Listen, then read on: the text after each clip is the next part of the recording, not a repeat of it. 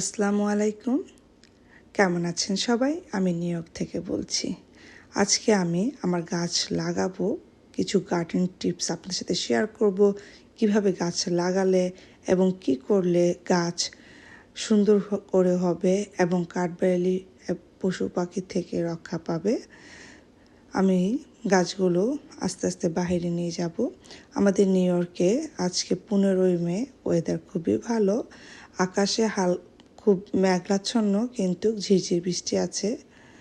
এরকম ওয়েদারে গাছ লাগালে গাছগুলো খুব সতেজ হয়ে যায় এবং মারা না যাওয়ার সম্ভাবনা থাকে। একটাই মাত্র, এটা হচ্ছে মৌসুম শোল্ডার বিন যেটাকে বলে, ঝিঙ্গা গাছ 4টা করেছিলাম, একটা মারা গিয়েছে।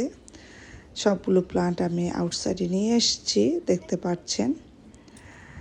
একে একে করে আমি ওয়ান টাইম প্লাস্টিকের কাপ ইউজ করেছি যাতে করে খুব ইজিলিভাবে একটা গাছ লাগানো যায়। গাছ লাগানোর পর কিছু বারবিকিউ স্টিক দিয়ে দিয়েছি, এতে করে কাঠবিড়ালি এবং বিড়াল থেকে গাছকে রক্ষা করা যাবে। দেখতে পাচ্ছেন আমি ডিম খাওয়ার পর ডিমের কভারটা রেখে দিয়েছি। এটা আমি সিডলিং হিসাবে ইউজ করেছি। মাশাআল্লাহ, আমার ধনেপাতা গাছে ফুল চলে আসছে, অসম্ভব স্মেলে ধনেপাতাটাতে। এগুলো নভেম্বরে লাগানো ধনেপাতা। এখন চলে যাচ্ছে আমি লাউ গাছের ব্যাডে। ছোটো করে লাউ গাছের ব্যাড বানিয়েছি যাতে করে মাটিগুলো সরে না যায়। দেখতে পাচ্ছেন কিভাবে লাগাচ্ছি। এবার আমি মোট 4 রকমের লাউ গাছ লাগাবো। লম্বা দেশি লাউ, দেশি গোল লাউ, লম্বা লাউ, আমার সেই ঝিঙ্গে। এবার মাত্র একটা বড় টবে 3টা গাছে আমি লাগিয়ে দেব। ধীরে ধীরে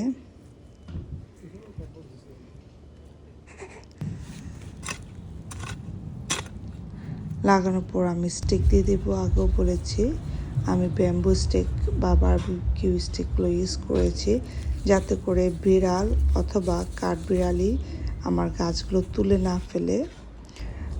কাঠবিড়ালি থেকে রক্ষা করার জন্য আমি অলওয়েজ স্টিকগুলো ব্যবহার করি। অনেকে কাঁটা চামচ ইউজ করে, তবে আমি 16 বছর ধরে নিজে অভিজ্ঞতা থেকে বলছি বারবিকিউ স্টিক ব্যবহার করলে সত্যি কাঠবিড়ালি ধারে কাছে আসে না। আপনারা ট্রাই করে দেখবেন।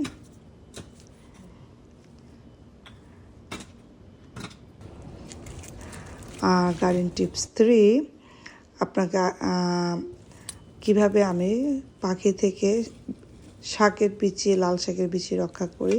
আমি বিচি ছিটিয়ে দেওয়ার পর কভার করে দিই। মাশাআল্লাহ, আমার কলমি শাক উঠে গেছে।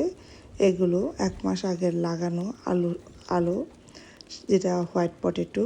দেখতে পাচ্ছেন গাছ খুব সুন্দর হয়ে উঠেছে। একই বেডের এক পাশে আমি মূলা শাক লাগিয়ে দিলাম।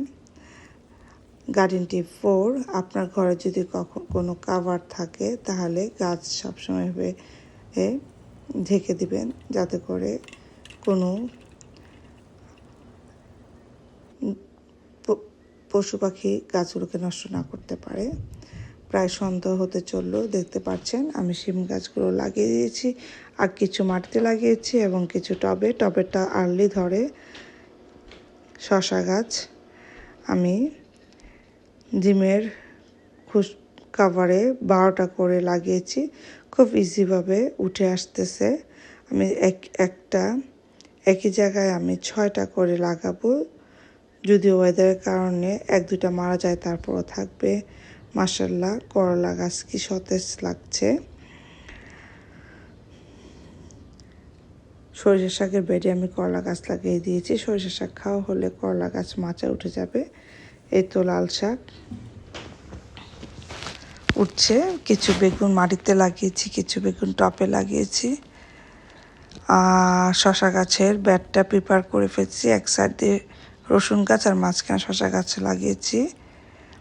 এতে করে একই বেড থেকে 2 রকমের ফসল পাওয়া সম্ভব। এটা হচ্ছে আমার ডালিম গাছ। আপনারা জানেন হয়তো ডালিম গাছ স্নোতেও মরে না, এবছর আমি টবে না রেখে মাটিতে লাগিয়ে দেব।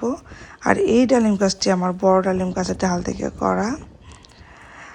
যারা জানেন না তারা অবশ্যই লাগাবেন। দুলন চাপা ফুল গাছ, এটাও আউটসাইডে থাকে। এবার দুলন চাপা গাছও আমি মাটিতে লাগিয়ে দেব। বাড়ির সৌন্দর্য বাড়িয়ে দিয়ে ফুল গাছ নিজের হাতে এবং কিছু কিনা ফুল গাছ অলরেডি লাগিয়ে দিয়েছি। এটা লাস্ট ইয়ারের জবা ফুল, মাশাআল্লাহ কি হাসি হাসতেছে দেখতে পাচ্ছেন। এটা আমার কাঠগোলাপ গাছ। অ্যাকচুয়ালি সবগুলো গাছই ছিল আমার গ্রো লাইটের নিচে বেসমেন্টে। গাছ টিকিয়ে রাখা, বাঁচিয়ে রাখাটাই আসলে কঠিন একটা ব্যাপার। সবসময় খেয়াল করবেন। টবের মধ্যে শিম এবং বেগুনটা খুব ভালো হয়। টমেটোটা মাটিতে লাগিয়ে দিলে ওই ব্যাটার। একদিন পরে দেখতে পাচ্ছেন মাশাআল্লাহ গাছগুলো টিকে গেছে। যেহেতু আকাশ মেঘলাচ্ছন্ন থাকবে, এই অবস্থায় গাছ লাগানো সবচেয়ে পারফেক্ট সময়। গাছের কোনো ক্ষতি হবে না। লাল শাক উঠছে, মূলা শাক মাশাআল্লাহ আগামী এক সপ্তাহের মধ্যে খাওয়ার উপযুক্ত হয়ে যাবে। এটা হচ্ছে পেয়ারা গাছ।